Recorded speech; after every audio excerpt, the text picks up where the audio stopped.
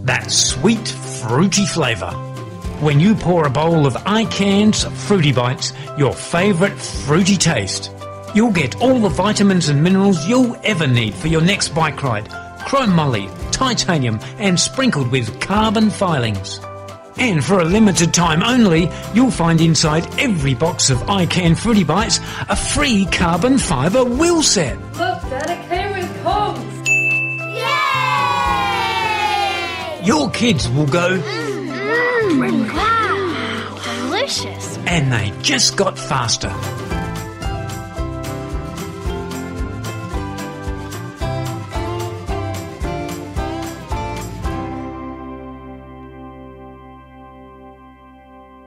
Well, howdy everybody, how's your riding going?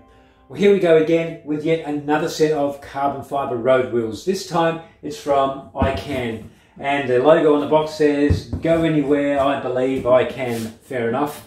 So first of all, we'll do an unboxing so that you know how well these are packaged or how well they're not packaged. We'll soon find out. So let's rip into it.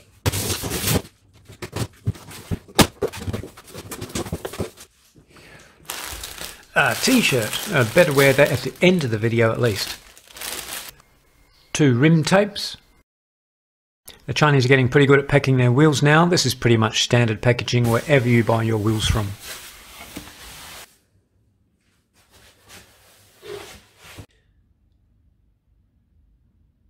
So first of all, the rear wheel.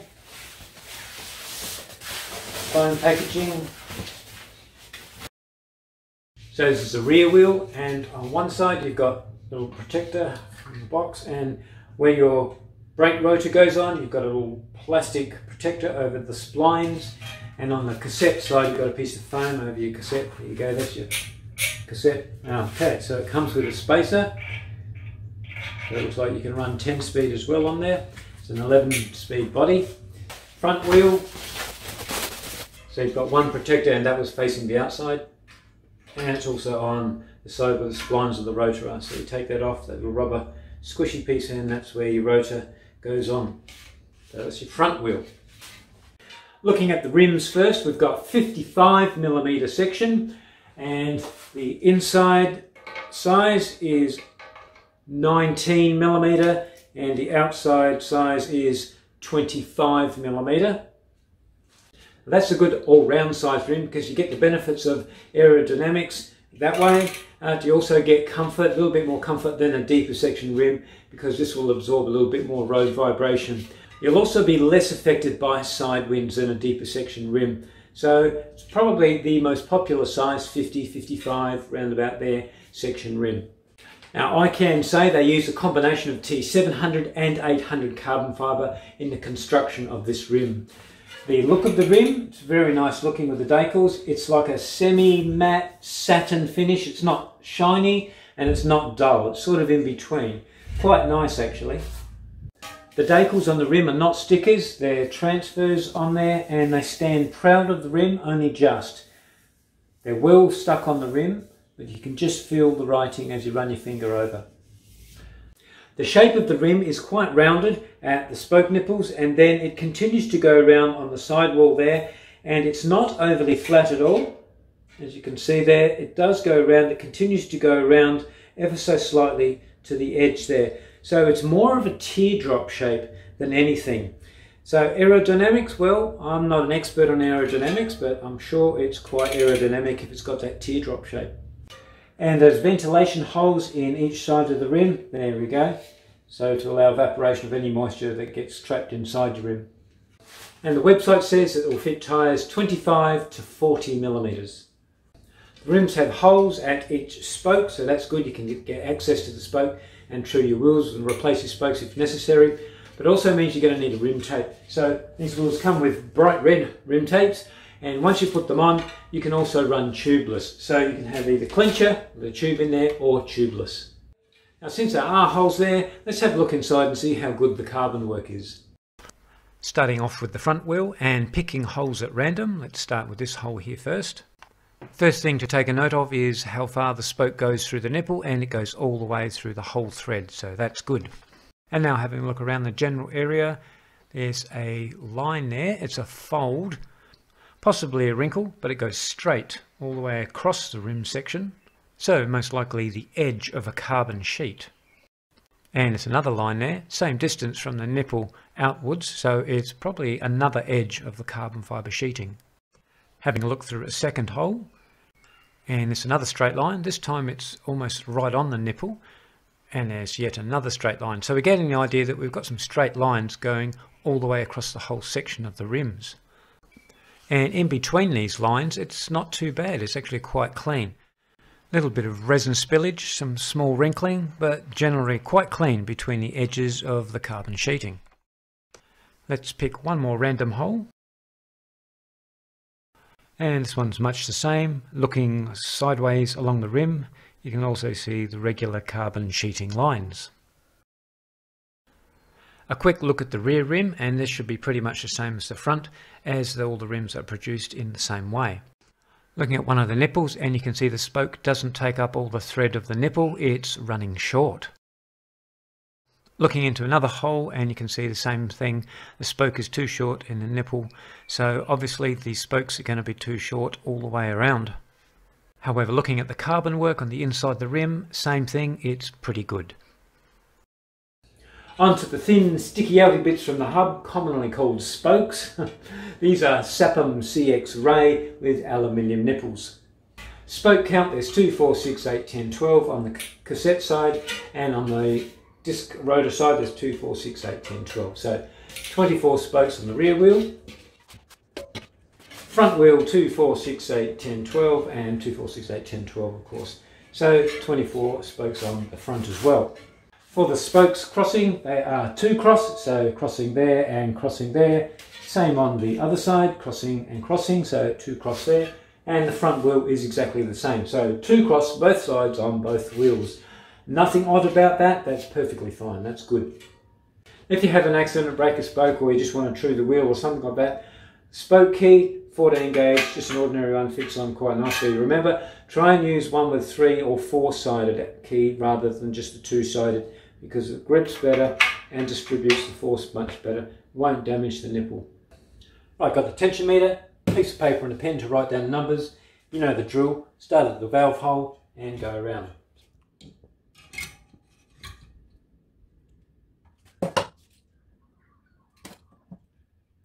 Without showing you every single spoke, here's the measurements and here's the results. Front wheel, not perfect, but very good. Rear wheel, not too good. One of the measurements is actually out by 20% or more, and it's actually too tight.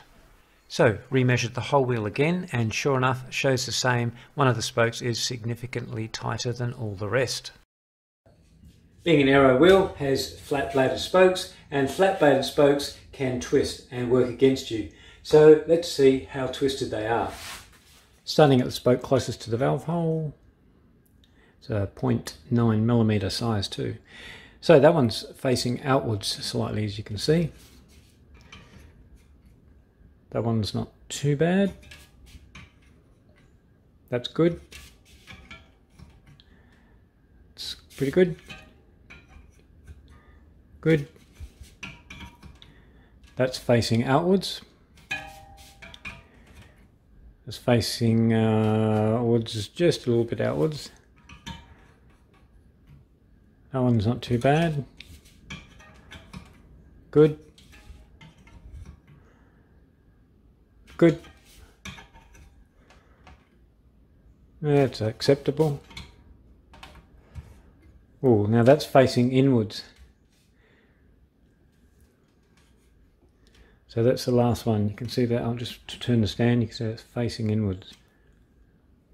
That's no good. To save some video time, here's the complete results. The rear wheel's not too bad at all, but the front wheel, I'm surprised. Here you got 2 and 3 spokes out, so 5, 6 spokes altogether on the front wheel. Now, really, I may have expected it on the rear wheel, but the front wheel, it's an easy thing to keep spokes aligned in the build, so it's more of a lack of attention to detail. Anyhow, easy to fix. Okay, let's swap the stands over. And we'll check how true the wheels are.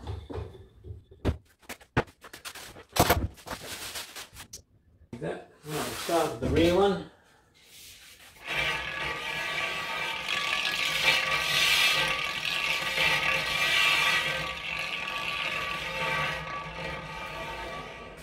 Okay, so it's rubbing all the way around, and here's your deflection here.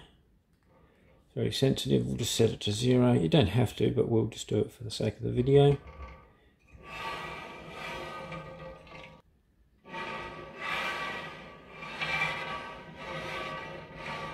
Okay, so we're not going any under 0. Got 10, 12, 13, peaked at 13 now.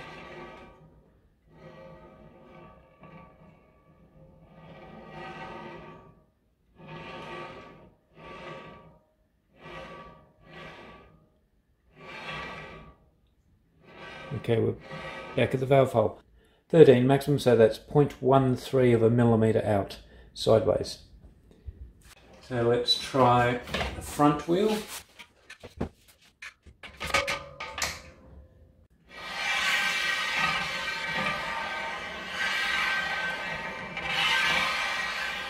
Okay, so it's rubbing all the way around.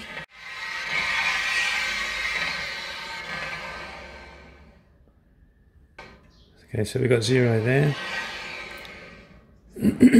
9, 10, 11, 12, 13, 14, 13, say 13. Ooh. 13, 14, 15, 16, I know I touched that with my finger. 15, 15, 15. Okay, 15 maximum deflection, so 0.15 millimetre out. Right, while we've got the front wheel in, we may as well do the vertical deflection as well. So that's the up and down buckle.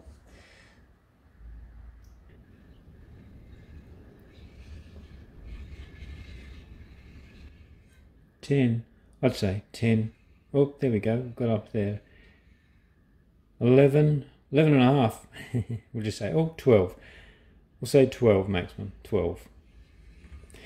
Okay, so we got 12, that's 0.12 vertical deflection. And the rear wheel.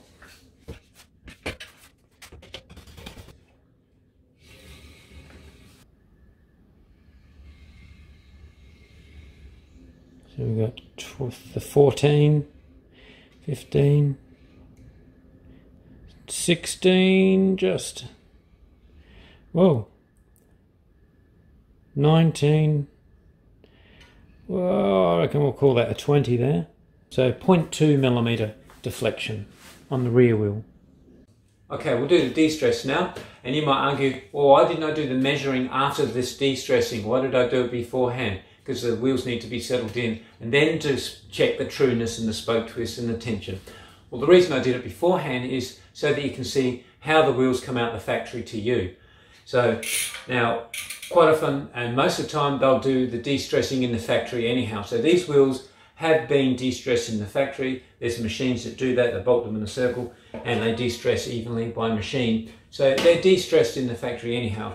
But I like to do it personally, get the feel of them when they come, even though they've been done already. So let's just have a look.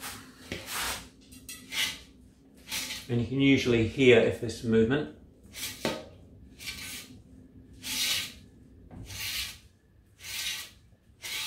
And it's fine.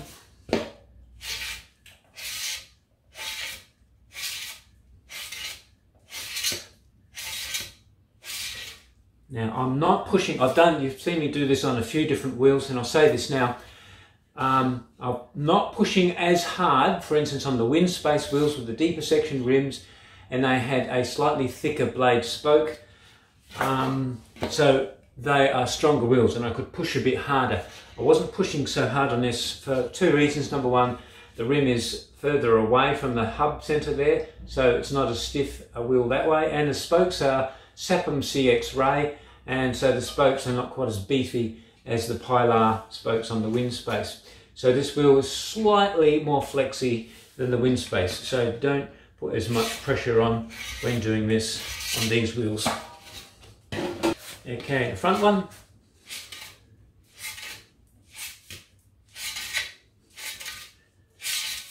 That's fine.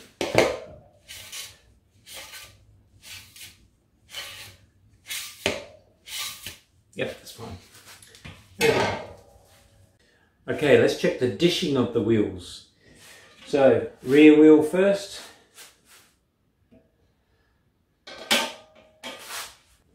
I'll just set that to 0. Now we push on here till it touches the axle. And we've got 0.2 millimetre. So the rear one is 0.2 millimetres out, which is insignificant. Now the front one, 0. Over to the other side. Okay, nothing there, so just in case.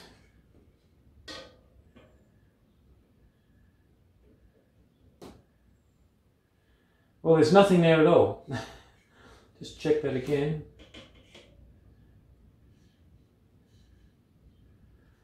There's no movement at all. So these wheels are, I can't even detect that. That zilch is perfectly dished. Over to the hubs, and pretty much all road wheels that have disc brakes are now going to the spline system, the Shimano spline. So your rotor just slides on the spline like that. So the 6 bolts more sort of for mountain biking now, although they use spline as well. So spline definitely for these ICAN wheels. Now we'll check out the clutch. Everyone likes to hear the clutch. And faster.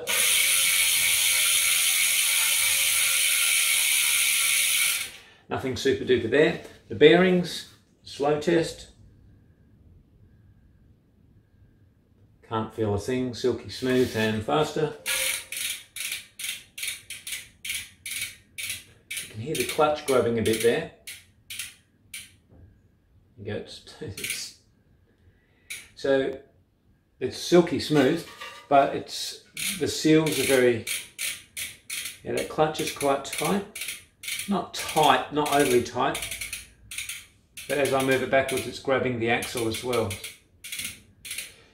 So that indicates either the seal on the hub somewhere or the seals on the bearings are tight, which is fine. It's probably a good seal, but it just grabs the bearings. It means it's going to slow you down just that fraction. It's pretty much negligible really, and usually over time those seals will free up as well. Those seals will free up. The problem having a clutch like that grabs is it's going to, when you freewheel, stop pedaling and freewheel, it's going to want to push your chain forward. Slacken your chain and it can bang, bang, bang up and down on your right hand chainstay. Front wheel, no clutch to worry about. Again, spline fitting of course, slow spin. Cannot feel a thing. That's pretty much standard now. Hubs are very, very smooth these days. They're all sealed bearing, and that's just spot on, buttery smooth. Beautiful. Now for the rear hub disassembly, you can't just pull out the axle. You've actually got to use 2 17mm spanners. So we'll just grab a 17mm spanner, and I haven't got another 17, so we'll just use a 17 comb spanner on the other side.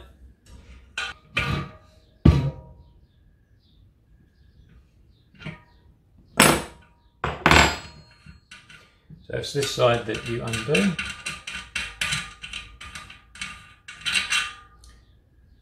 So there's a hard seal there. And a thread, and that's what's inside. Now if you want to just pull the axle out, hold the free hub body and it either pushes out or pulls out, and you can pull the thing out from there. Or you can pull the whole thing out, the axle and the free hub body, like that.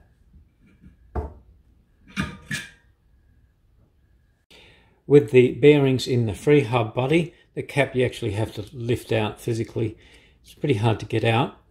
But if you have any trouble with the bearings in the free hub, it's actually cheaper just to buy another body. I mean, you're not going to have any problems. They're all seal bearing anyhow. But if and ever you do have a problem somehow or other with bearings in your free hub, somehow it gets completely underwater and contaminated, and the bearings that go, shoot the bearings to bits, then you can buy a whole free hub body for something like $50 Australian. So we've got 4 clutch poles and springs. Yep. Very good. That's fine. And you can push the axle out if you want to take the whole axle out like that. Good amount of grease, not too much. You don't want too much grease on here, otherwise it'll end up sticking your poles. Having a look inside the free hub body, there's the bearings in there. Just ordinary bearings, they're not ceramic. Good amount of grease. The other side, there's no grease in there whatsoever. It doesn't matter too much, because grease only attracts dirt anyhow. So I'd be inclined to just leave that dry, that's fine.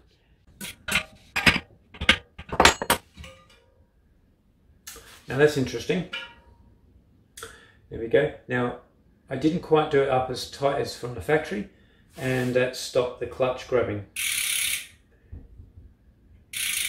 So that's good. So maybe from the factory, maybe the hub themselves, from the hub manufacturers, they just tightened the cones a little bit too tight, and the seal was pressing on a bearing or something. That can happen. Just tighten it up. See what happens. No? Oh well, taking it apart, putting it back together, and it's not grabbing now. So it might have been just something from the factory. Well, there we go, that's fine now. Clutch engagement, that's how many clicks per revolution of the wheel. So we'll just put the valve hole up the top, there it is, and we'll go around, hold the clutch. 1, 2, 3, 4, 5, 6, 7, 8, 26. So it's 26. So it's not as many as some wheels, and that's why it just goes clickety clickety click, whereas some clutches with more engagement go buzz. No big deal. Now the free hub body is not aluminium, it's steel, so it might be a fraction heavier than the aluminium ones, but nevertheless it's going to be more durable. You're not going to get the teeth of the cogs biting into the steel body anywhere near as much as an aluminium body, so it's going to last a lot longer. Weights, let's weigh them. Okay, turn it on. 860, so we've got 860 there for the rear one. Reset to 0, and for the front one, 720. So the pair of wheels weigh 1580 grams. That's pretty good for 55mm aero wheels. So this is Kiralee, and Kiralee's been riding for how long? About 4.5 years. 4.5 years. And this is Kiralee's bike, road bike. It's a Scott foil. And oh, you also ride mountain bike? Yes. Yeah. Mainly road, but yeah, mix it up a bit. Yeah. So Kiralee, you've got aluminium rims on these bikes, aluminium wheels. So have you ridden carbon wheels before? No. Always ridden aluminium, and no deep dish or anything, not very fancy. So there you go. Basic as they come, usually from the shop as you buy a bike, they come with aluminium wheels most of the time. And carbon is an upgrade.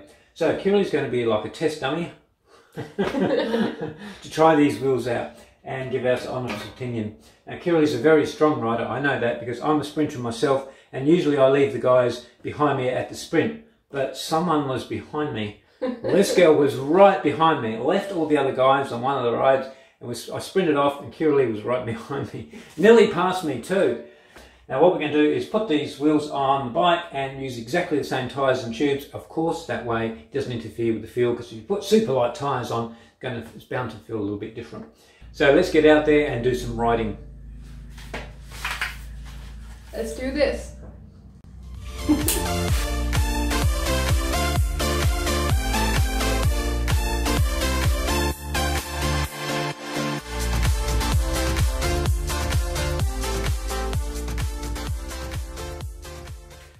Now over to the pros and cons of these ICAN wheels. Now because Chinese manufacturing of carbon wheels has gotten so good over the last couple of years, there's really hardly anything to say negative about them.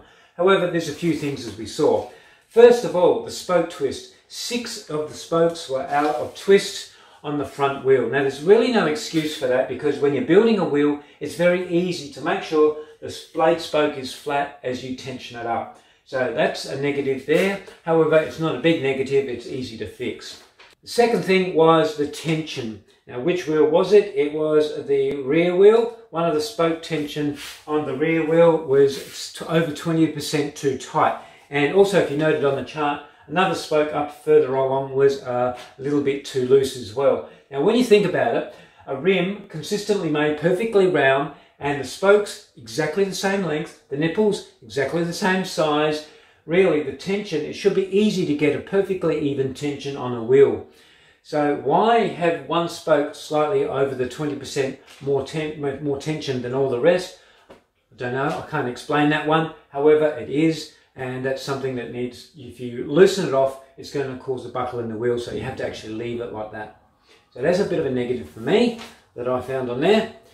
The other thing was the endoscope showed that on the rear wheel, the spokes were a little bit too short by about 3 or 4 threads. No big deal. However, in the long run, maybe it may show up or it may not. Who knows? I've seen a lot of wheels built with the spokes too short and never had a problem. However, ideally, it's good to have the spoke length all the way, taking up the whole thread of the nipple for maximum strength.